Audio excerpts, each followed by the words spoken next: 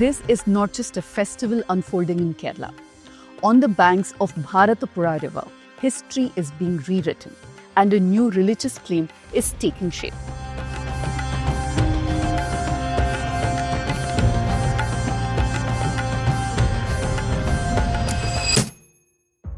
It's a story that's deeply political. The organizers of Mahamagham are calling it a revival of an ancient practice. They say it's the return of Mamankam, a centuries-old gathering once held on these banks. Mahamagham is also being branded as Kerala's Kumbh Mela. The Kumbh, as you might know, is a massive Hindu pilgrimage on sacred rivers including the Ganga, a gathering that today carries not just religious meaning but political symbolism too.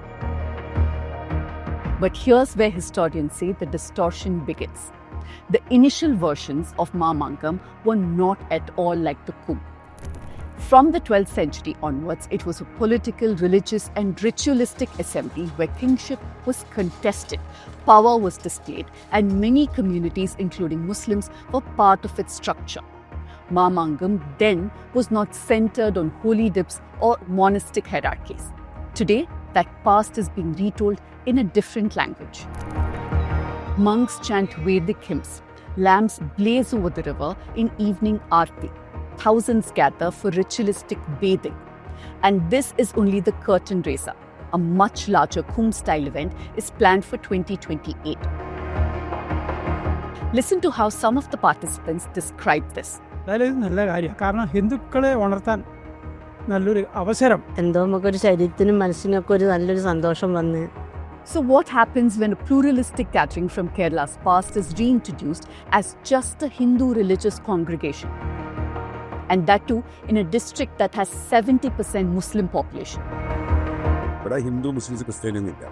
ഞങ്ങളെല്ലാം തോളി കത്തി ജീവിക്കുന്നവരാണ്. എന്തുണ്ടായാലും അങ്ങോട്ട് വിട്ടു സൗഹാർദ്ദ ലെവലിലാണ് ഞങ്ങളൊക്കെ മുന്നോട്ട് പോകുന്നത്. What exactly is being revived and what is being reshaped? And what exactly is unfolding on the ground right now? Let me explain.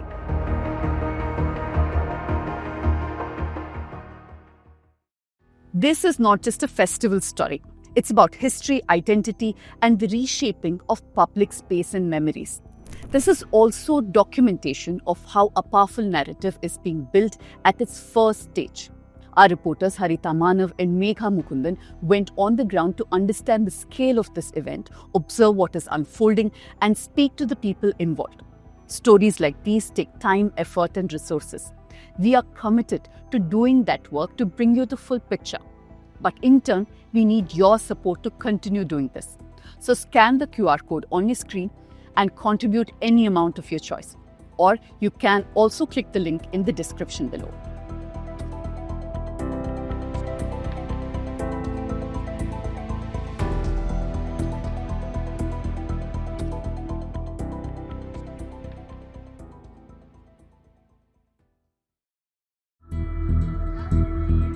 Kerala's Mahamagham is not just another devotional gathering. And we should rethink what it costs to recast an ancient festival as Kumbh. To know why, we must first understand the social and political background of the ancient Mamankam. First of all, Kumbh Mela has nothing to do with Mahamagham or Mamankam as it is conducted today in Kerala. Primarily because of the fact that Kumbh Mela is supposed to be a festival which takes place in the same asterism, but at the same time it is supposed to take place as an oblation festival in the river. So this has nothing to do with the type of the festival that is called Mamankam, primarily because of the fact that it is not an oblation festival at all. It is basically a festival that is related to a kind of political control over the Bharathapuzha region, and this political control was supposed to be actually initiated again and again within every 12 years. That is how the festival was started in 13th century or 14th century. According to information, it is somewhere in the middle of 14th century, and it continued until the end of 18th century. Kumbh Mela is fundamentally a pilgrimage that centers around river oblation and ritual bathing at the confluence of Ganga, Yamuna, and the mythical Saraswati. On the other hand, historians say Mamankam was also a political theatre. Once every 12 years, rulers, warriors, and traders gathered on the banks of the river. This was not merely to perform oblation or other rites, but also to publicly decide who will hold power for the next 12 years. At the center stood the Nila, a ceremonial platform. The ruler who sat there was recognized as the paramount authority of the region. Its defining feature from the 14th century was the political battle between two rival kingdoms, the Zamarin of Calicut and Valluvanadu ruler. The famous Chave warriors would try to attack the Zamarin, and the tradition was that if they win, the rule gets passed on from the Zamarins to the Valluvanadu rulers. Historian Rajan Gurukkal told us that originally this right of precedency belonged to Valluva Konadari, the ruler of Valluvanadu. Over time, the symbolic supremacy was forcibly appropriated by the Zamarin of Calicut.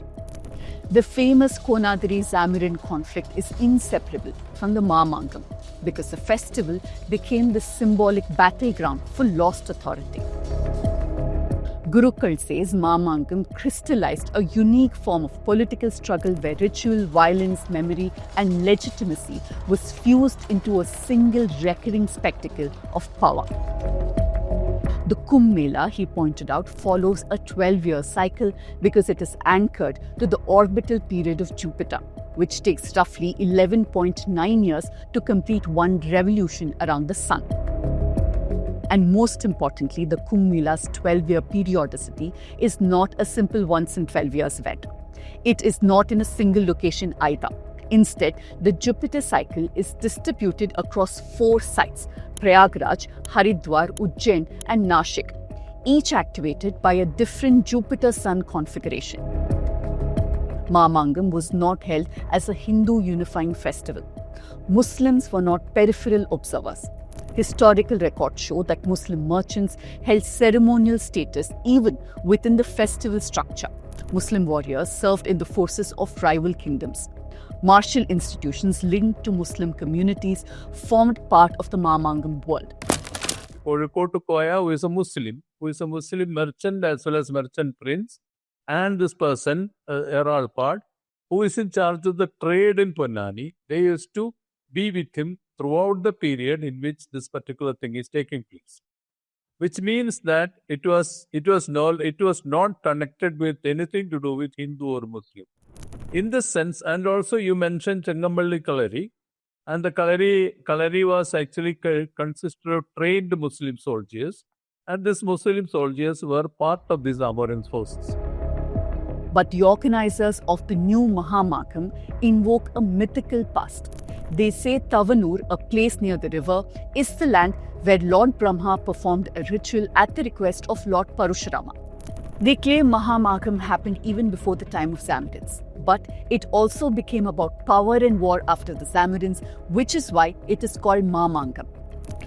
All this is not about a revival, it's about a reclassification. Many of the rituals at the Mahamagham here are not rooted in Kerala's traditions. The Nila Aarti performed with multi-tiered lamps at sunset mirrors the Ganga Aarti of Varanasi. Evening lamp ceremonies of this scale and style are unfamiliar, almost unheard of in Kerala's river traditions.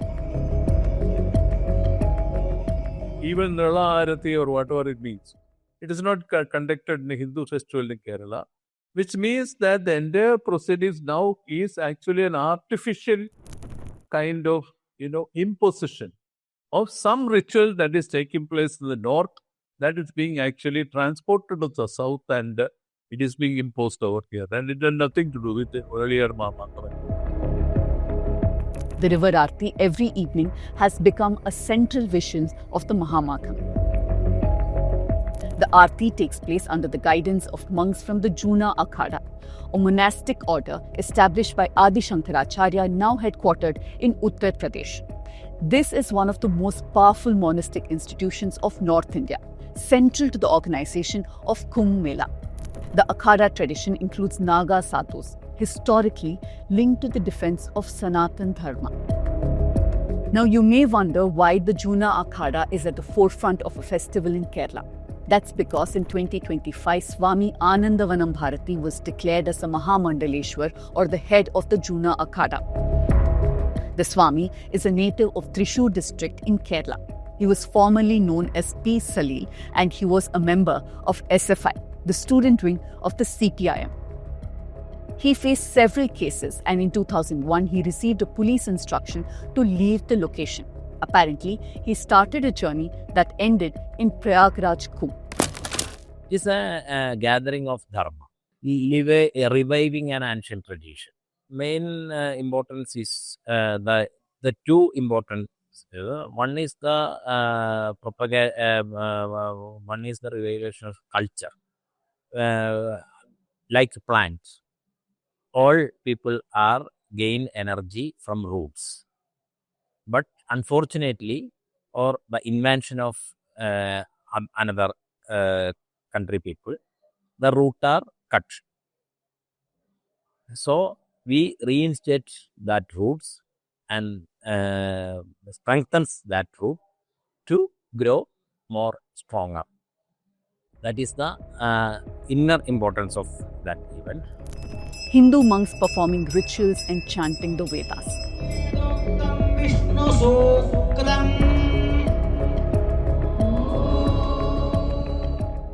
Tens of thousands of attendees waiting to take a dip. Saffron flags, including the VHP flag, everywhere. Cutouts of Ram on the banks of the river, although the deities in the temples nearby are Vishnu, Shiva, and Brahma. A temporary bridge stretching from the Vishnu temple to the sandbanks where other temples are located. Now, this might come across as a temporary utility to ferry devotees, but the organizers describe it as a metaphor for reclaiming Vedic continuity. ഇപ്പോഴാണ് അതിൻ്റെ ശരിക്കുള്ള complete definition നമ്മളെ ബാബ ഇയാൾ സ്വാമിജി വന്നപ്പോൾ പറയാൻ തുടങ്ങി. എന്തായാലും ഇത് നല്ല കാര്യമാണ്. കാരണം ഹിന്ദുക്കളെ ഉണർത്താൻ നല്ലൊരു അവസരം, ഒരു കൂട്ടായ്മയും ഒരു ഉണർവുമാണത്. കാരണം ഹിന്ദുക്കൾക്കൊന്നും അറിയില്ല. മറ്റുള്ള എല്ലാ ഇവരും ജാതി മതങ്ങളും അവരെ പറ്റി ഉള്ളതും ഇല്ലാത്തതും ഒക്കെ പഠിച്ചു വെച്ചിട്ടാണ് വെച്ചിരിക്കുന്നത്. ഹിന്ദുക്കൾക്ക് ഒന്നും അറിയില്ല. അത് പഠിക്കാൻ നല്ലൊരു അവസരമാണ്. ഇങ്ങനെയുള്ള അവസരങ്ങൾ ഉണ്ടാവണം എന്നാണ് ഞാൻ പറയുന്നത്. Hindu organizations linked to the RSS like Seva Bharati are at the forefront of volunteering. മൊത്തത്തിൽ തൃശ്ശൂർ ജില്ലയിൽ നിന്നാണ് എല്ലാവരും വന്നിരിക്കുന്നത്. എല്ലാവരും പലരും കൺഫ്യൂഷൻ എവിടെ എങ്ങനെ പോകേണ്ടതെന്നുള്ളത്.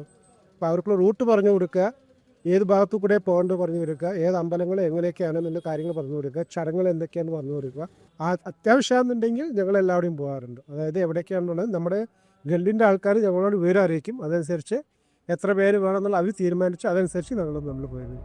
Since the 1990s, cultural groups have organized secular Mamankam remembrance festivals that have been focused on history, monuments, culinary traditions, percussions, and performing arts. Their aim was to preserve Mamankam as Kerala's historical heritage, not as a Hindu ritual spectacle. Now, two different versions of the past are being staged all at the same ground. There's also a shift in how the river itself is being imagined. Bharathapuzha has historically been a shared social space tied to livelihoods, memories, and literature. But when a river is declared sacred in a specific religious sense, it changes how space is understood. It becomes territory of faith. The purpose of identifying Kumbh Mela with Mamankam, the purpose of conducting a riverine ceremony in Thirunavaya during the period of Mamankam, and claiming that they are trying to revive Mamankam as a Hindu festival, all these things is related to the basic contradiction or the basic differentiation that they want to make in a place of Malappuram district as well as the surrounding regions, that is between Hindu and the Muslim. So that is the only reason wherever we can think about it.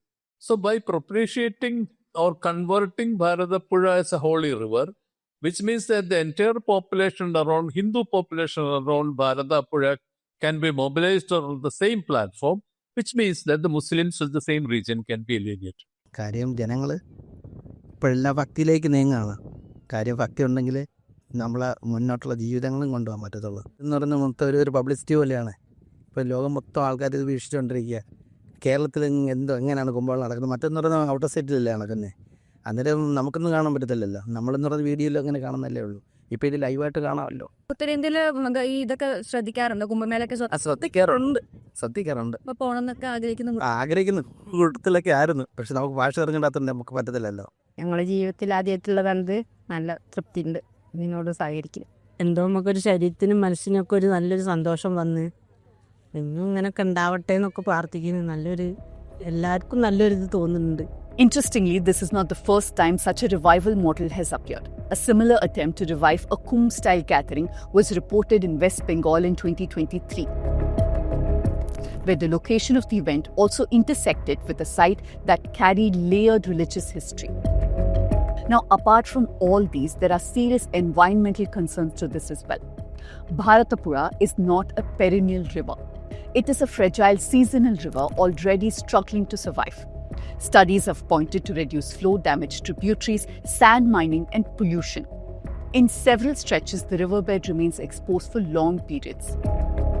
Environmentalists say that large-scale human interventions like mass bathing, temporary structures, and ritual gatherings add another layer of pressure. After recent Kumbh gatherings in North India, officials monitoring the water recorded alarming contamination levels in river waters during peak bathing days. But one angle is very clear. Whenever there is a human intervention into the river, it is going to affect the river. Because the sand is extracted, the whole mineral is extracted and exploited the river for mining sand and all the water and too much construction in the river. These are all for the benefits of the human community. But we never talked about what the benefit, how the impact of going to be in the river. So in that sense, any intervention in the river, it's a small or large or any scale, which will have impact.